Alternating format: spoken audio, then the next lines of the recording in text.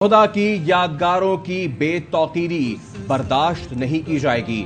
Army chief general Syed Asim Munir کا دو ٹوک پیغام، کہا 9 مئی واقعے کے ذمہ داروں کو قوم معاف نہیں کرے گی، شہیدوں کی قربانیاں ہرگز فراموش نہیں ہونے دیں گے۔ وطن عزیز پر جان نچھاور کرنے والے قوم کے بہادر سپوتوں کو خراج عقیدت پیش کرنے کے لیے جی ایچ کیو میں تقریب ہوئی۔ آرمی چیف نے یادگار شہداء پر حاضری دی، پھول رکھے۔ سپہ سالار نے شہیدوں کے بچوں سے ملاقات کی، سر پر دست شفقت رکھا، کہا پاک فوج شہیدوں کے بچوں کی وارث ہے، ہم ہمیشہ ان کے شانہ بشانہ کھڑے ہیں۔ پر جان نچھاور کرنے والوں کو خراج عقیدت، جی ایچ کیو میں مرکزی تقریب۔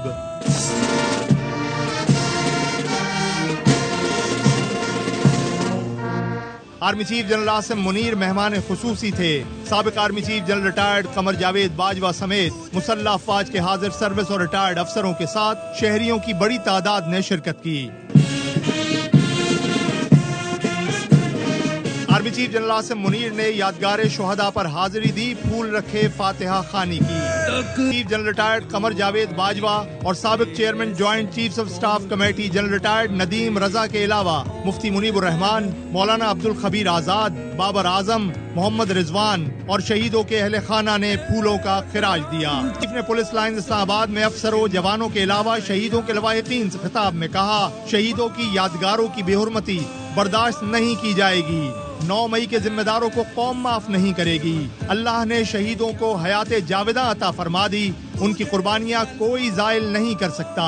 پاک افواج، پولیس اور قانون نافذ کرنے والے ادارے ریاست کی علامت ہیں، یہ سیسا پلائی دیوار کی مانند ہیں۔ پاک فوج اور عوام شہیدوں کے لواحقین کے ہمیشہ ساتھ رہیں گے۔ چیف نے شہیدوں کے بچوں سے بھی ملاقات کی۔ جنرل عاصم منیر نے بچوں کے سر پر دست شفقت رکھا۔ آرمی چیف نے کہا پاک فوج شہیدوں کے بچوں کی وارث ہے، شہیدوں کی لازوال قربانیوں کی بدولت آپ سے ہمارا رشتہ مثالی اور ہمیشہ قائم رہنے والا ہے۔ پاک فوج ہمیشہ آپ کے شانہ بشانہ کھڑی رہے گی۔ منیر سپاہی عمران شہید کی بیٹی عذرا سے بھی ملے۔ عمران شہید کی بیٹی کے ویڈیو بیان نے پوری قوم کو اشکبار کیا تھا۔ نے کہا قوم کو آپ کے بابا پر ناز ہے، شہیدوں کی قربانیاں ہرگز فراموش نہیں ہونے دیں گے، ہر مشکل میں پاک فوج آپ کے ساتھ رہے گی۔ فوجی تنصیبات پر حملے کے مقدمے آرمی ایکٹ کے تحت ہوں گے۔ وزیر اعظم شہباز شریف کہتے ہیں دوست نما دشمن نے وہ کیا جو دشمن 75 سال میں نہ کر سکا۔ سول تنصیبات پر حملہ کرنے والوں کو ٹرائل انسداد دہشت گردی ایکٹ کے تحت ہوگا۔ جو لوگ ڈائریکٹ یا انڈائریکٹ ملوث تھے وہ سب جرم میں شامل ہیں۔ قانون کے مطابق سزا ملنی چاہیے ورنہ قوم معاف نہیں کرے گی۔ 9 مئی کا جو واقعہ ہوا بہت المناک واقعہ تھا۔ سولین تنصیبات ہیں، وہاں پر اینٹی ٹیررسٹ ایکٹ کے تحت قانون کی عملداری ہوگی۔ فوجی تنصیبات ہیں، وہاں پر یہ طے پایا ہے، آئین نے اس حوالے سے جو اختیار دیا ہے فوج پاکستان کو، اس کے تحت جنہوں نے فوجی تنصیبات پر حملے کیے، اکسایا، منصوبہ بندی کی، ان کو اس قانون کے مطابق گرفت میں لیا جائے گا۔ کسی کے ساتھ کوئی رعایت نہیں برتی جائے گی۔ جناح ہاؤس پر حملہ کرنے والے 16 ملزم فوج کے حوالے کر دیے گئے۔ کمانڈنگ افسر نے انسداد دہشت گردی عدالت لاہور سے سابق ایم پی اے میاں اکرم عثمان سمیت 16 شرپسندوں کی حراست مانگی تھی۔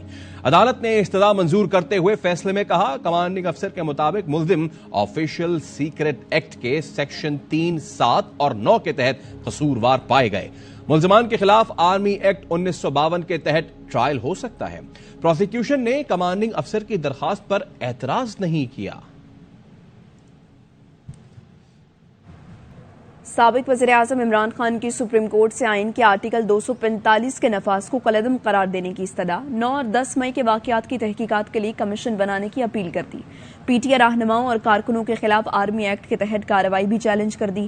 پارٹی سے جبری علیحدگیوں کو غیر آئینی قرار دینے کا مطالبہ کر دیا۔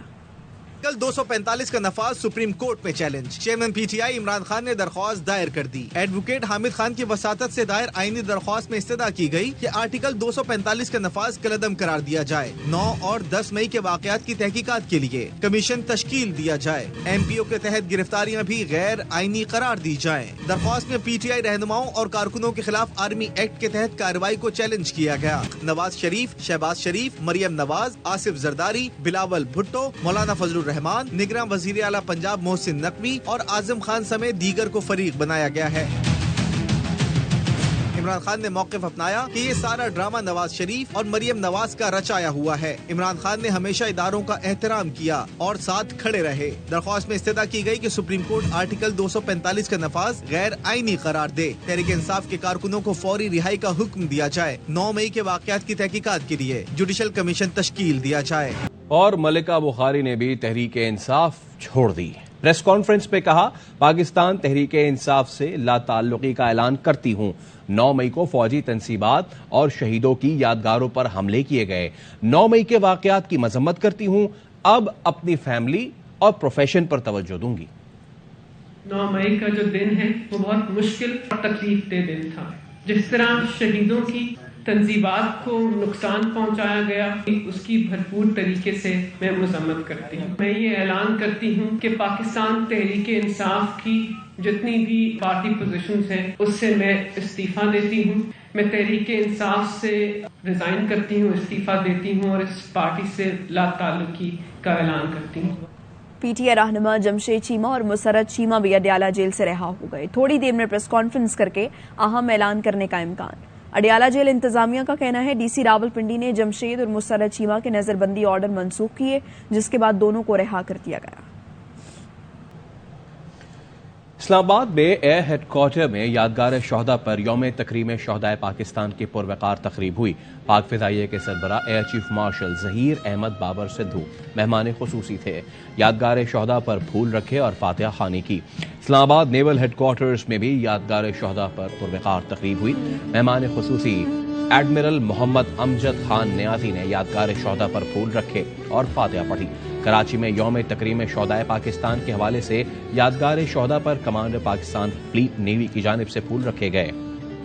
یوم تکریم شہدائے پاکستان کے موقع پر مال روڈ راولپنڈی سے جی ایچ کیو تک ریلی نکالی گئی۔ شرکاء جی ایچ کیو کے مرکزی دروازے تک گئے، جہاں شرپسندوں نے 9 مئی کو توڑ پھوڑ کی تھی۔ شرکاء نے فوجیوں کو ہار پہنائے، پھول نچھاور کیے، گلدستے بھی پیش کیے۔ ریلی کے شرکاء نے افواج سے والہانہ محبت کا اظہار کیا، کہا عظیم فوج ہمارے سر کا تاج ہے، جن کی وجہ سے ہم سکون کی نیند سوتے ہیں، شہید ہمارا اثاثہ ہے۔ طلباء نے جی ایچ کیو میں یادگار شہداء پر پھول رکھے۔ اور ملکی سمندری تجارت کا نیا باب کھل گیا۔ روس سے کنٹینر جہاز کرسٹل سینٹ پیٹرز برگ پہلی بار پاکستان پہنچ گیا۔ کارگو شپ کراچی بندرگاہ 21 دن میں پہنچا ہے۔ وزیر برائے بحری امور سید فیصل سبزواری اور روسی کونسل جنرل نے جہاز کا بندرگاہ پر استقبال کیا۔ فیصل سبزواری نے کہا کہ اس سے پاکستان کی تجارت کو روسی مارکیٹ میں براہ راست رسائی ملے گی۔ دورہ زمبابوے میں پاکستان شاہینز کی ایک اور کامیابی، 5ویں ون ڈے میں میزبان ٹیم کو 177 رنز کے بھاری مارجن سے شکست دے دی۔ ہرارے میں قومی ٹیم نے پہلے کھیل کر 315 رنز کا ہدف دیا۔ عمران بٹ، حسیب اللہ اور عمیر بن یوسف نے سینچریاں بنائی۔ جواب میں میزبان ٹیم 137 رنز پر ڈھیر ہو گئی۔ شاہنواز ڈھانی اور قاسم اکرم نے 3-3 شکار کیے۔ 6 میچز کی سیریز میں زمبابوے کو 3-2 کی برتری حاصل ہے۔ آخری میچ ہفتے کو کھیلا جائے گا۔